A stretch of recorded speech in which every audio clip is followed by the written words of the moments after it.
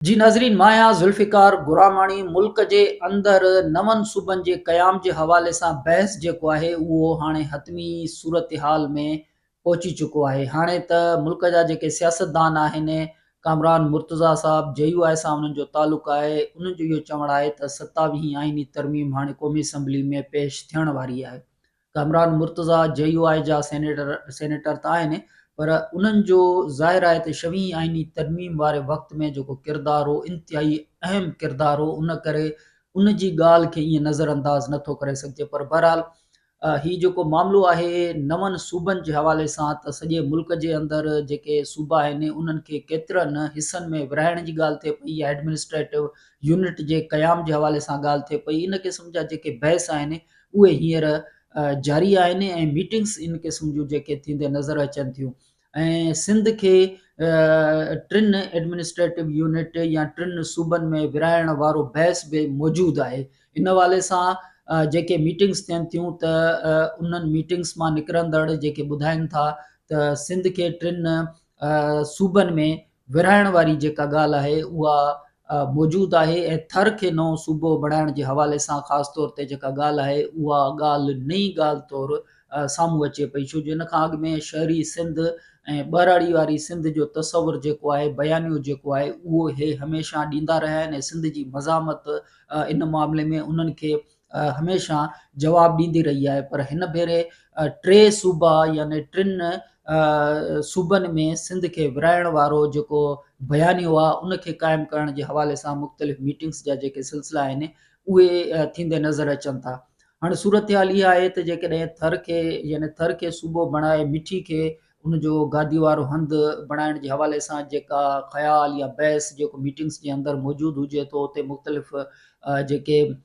शुरका उन मीटिंग्स जे अंदरि जेके हुजनि था, त उहे उन्हनि खां इहो सवाल कंदे बि नज़र अचनि था त इन खां अॻु में त तव्हां वकीलनि जी जेका तहरीक आहे उनखे ई ॿ लो में मुंहुं न ॾेई सघियो, ऐं सिर्फ़ु केनाल कढण वारो जेको मामिलो हो उन ते बि तव्हां पोयां पेर कया, त तव्हां हेॾो वॾो जेको मामिलो आहे उहो कीअं करे सघंदव। त उन्हनि खे इहो जवाबु मिले थो त हाणे मीडिया जे हिकु मालिक खे इहा रिस्पॉन्सिबिलिटी मिलियल आहे त उहो सूबनि जे हवाले सां अवाम खे कन्विंस कंदो। ज़ाहिर आहे त इहा ॻाल्हि जॾहिं तव्हां ॿुधो था त तव्हांखे बि हैरत लॻे थी त कंहिं बि सूबे में, ईअं न त सिंध में, पर कंहिं बि सूबे में जेकॾहिं को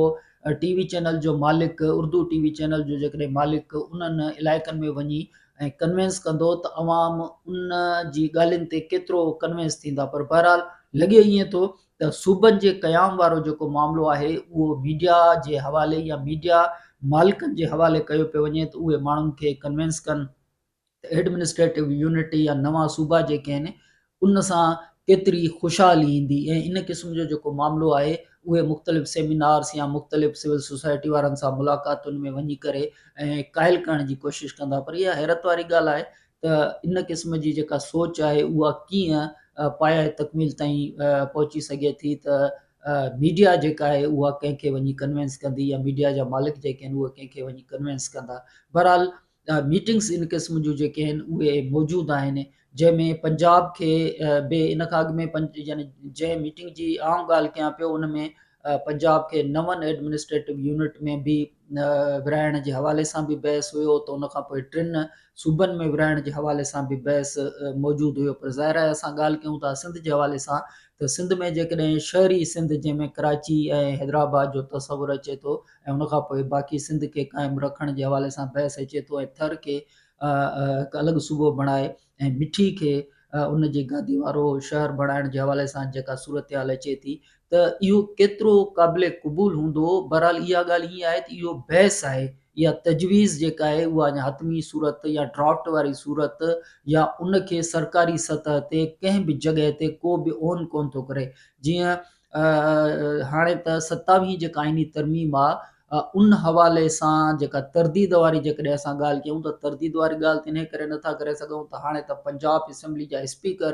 स्पीकर जेके आहिनि उहे प्रेस कॉन्फ्रेंस कंदे चवनि था त बल्दियाती कानून यानी बल्दियाती इलेक्शन ऐं बल्दियाती कानून खे तहफ़ुज़ ॾियण जे हवाले सां 27वीं तरमीम खे अचणु खपे। ऐं राना तनवीर साहब जेके आहिनि उहे बि वफ़ाक़ी वज़ीर आहिनि, उहे बि 27वीं तरमीम जी ॻाल्हि कनि पिया, नवनि सूबनि जी बि ॻाल्हि कनि पिया। त हाणे त विफ़ाक़ी वज़ीर जेके आहिनि उहे इन क़िस्म जी ॻाल्हि कनि पिया। तंहिं करे 27वीं तरमीम जो जेको मामिलो आहे, JUI जा कामरान मुर्तज़ा साहब इहा ॻाल्हि कनि पिया। पर हाणे ॻाल्हि इहा आहे त 27वीं तरमीम जेका आहे उहा त तमामु वॾो उनखे चई सघिजे थो त घण रुखो उन में मौजूदु आहिनि। ख़ासि तौर ते 18वीं तरमीम खे रोल बैक करणु, NFC अवॉर्ड में सूबनि जी जेका माली सघ आहे उनखे घटाइणु, ऐं उन खां अलावा जेके सुप्रीम कोर्ट जे अंदरि यानी आइनी अदालत क़ाइमु करणु, सुप्रीम कोर्ट जे जज साहिबान जी जेका उमिरि 65 सालनि मां वधाए 70 साल करणु, ऐं इहे ई के रिटायर्ड जेके जिन 6वीं तरमीम जॾहिं आई पे त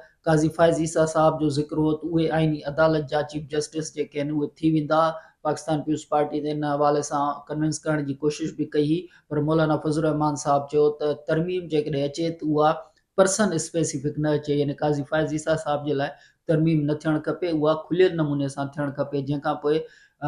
जस्टिस अमीनुद्दीन साहब जेके हींअर आइनी बेंच जा सरबराह आहिनि, त हींअर उहे रिटायर थियण बि वञनि पिया। 2 डिसंबर ते उहे रिटायर बि थी वेंदा। त बहरहाल ही जेका 27वीं आइनी तरमीम आहे, उहा 27वीं तरमीम जेकॾहिं अचे थी त पोइ हिकिड़ो सुवाल इहो बि पैदा थिए थो त इन खां अॻु में जॾहिं 18वीं आइनी तरमीम आई हुई त 18वीं आइनी तरमीम कंहिं मंज़ूर कई? 18वीं आइनी तरमीम पार्लियामेंट मंज़ूर कई। 18वीं आइनी तरमीम में समूरा जेके मुल्क जा सियासतदान, उहा का हिकु ॾींहं ते या अचानक या राति जे पहर में 26वीं आइनी तरमीम वांगुरु न आई हुई, पर केतिरे अरसे ताईं उहा 18वीं आइनी तरमीम जेका आहे उहा मियां रज़ा रब्बानी साहब उनखे लीड कंदे नज़र आया। समूरा सियासतदान वेठा ऐं समूरनि सियासतदाननि महीननि ताईं उन ते कमु कयो। उन खां पोइ 18वीं तरमीम आई। उन में ज़ाहिर आहे त मुल्क जूं सियासी पार्टियूं, समूरियूं सियासी पार्टियूं, ऐं उन खां पोइ उन्हनि जा जेके कानूनदान आहिनि उहे सभु जा सभु वेठा, ऐं उन खां पोइ पार्लियामेंट 18वीं आइनी तरमीम खे, अॼु बि जेकॾहिं तव्हां पार्लियामेंट वेंदो त तव्हांखे उन जा समूरा जेके फोटोग्राफ आहिनि उहे पार्लियामेंट जे कॉरिडोर्स में तव्हांखे लॻल नज़र ईंदा त हेॾी वॾी अचीवमेंट पार्लियामेंट कई। ऐं हाणे असांखे इहो ॿुधायो थो वञे त उहा जेका अचीवमेंट हुई उन मुल्क खे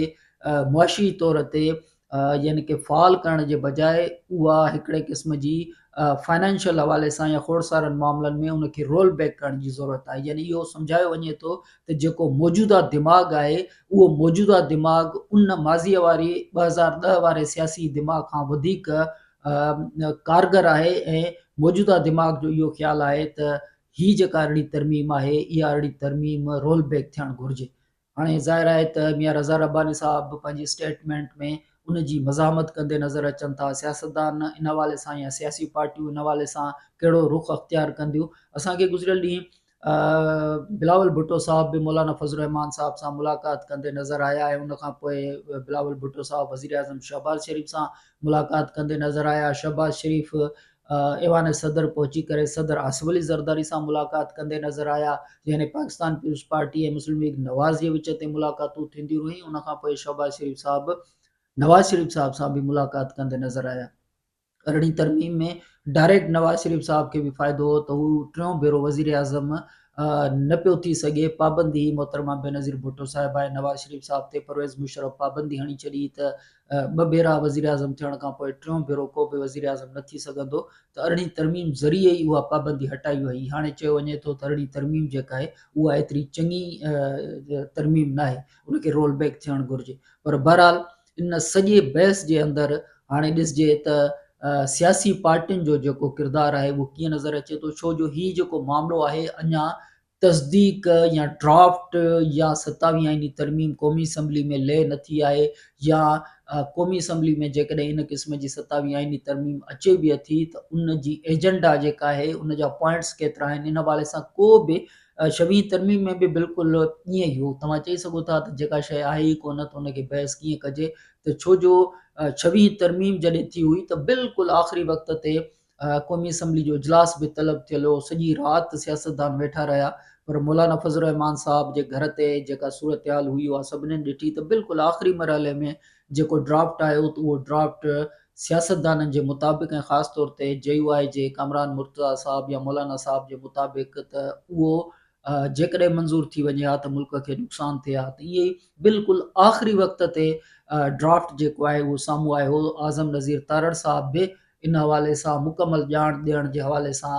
ला इल्म हुआ, या ईअं चइजे त उहे इन हवाले सां कंहिं बि क़िस्म जी इंफॉर्मेशन जेका आहे उहो मीडिया ताईं ॾियण खां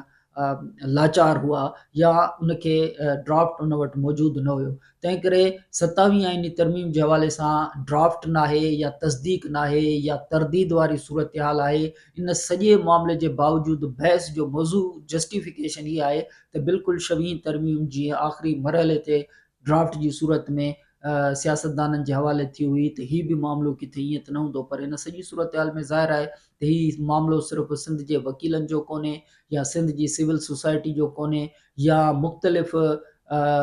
मीडिया जे मालिकनि जो कोन्हे, ही समूरनि धुरिन जो यानी सियासतदाननि जो पार्लियामेंट जो मामिलो आहे। तंहिं करे ॾिसजे त जेकॾहिं इन क़िस्म जी सूरत हाल बहस जे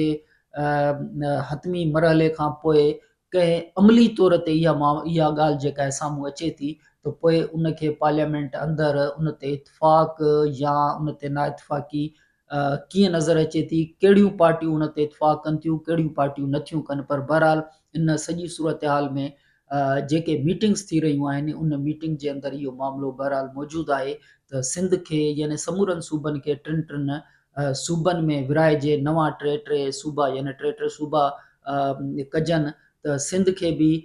यानी कि थर खे नओं सूबो बणाइजे ऐं मिठी खे हुनजो गादी जो हंधु बणाइजे। त इन क़िस्म जी तजवीज़ बि जेका आहे या इन क़िस्म जो बहस बि मौजूदु आहे। पर बहरहाल इहा सूरत हाल ॾिसजे, जॾहिं 27 आईनी तरमीम जेकॾहिं पार्लियामेंट में अचे थी, त छा इहो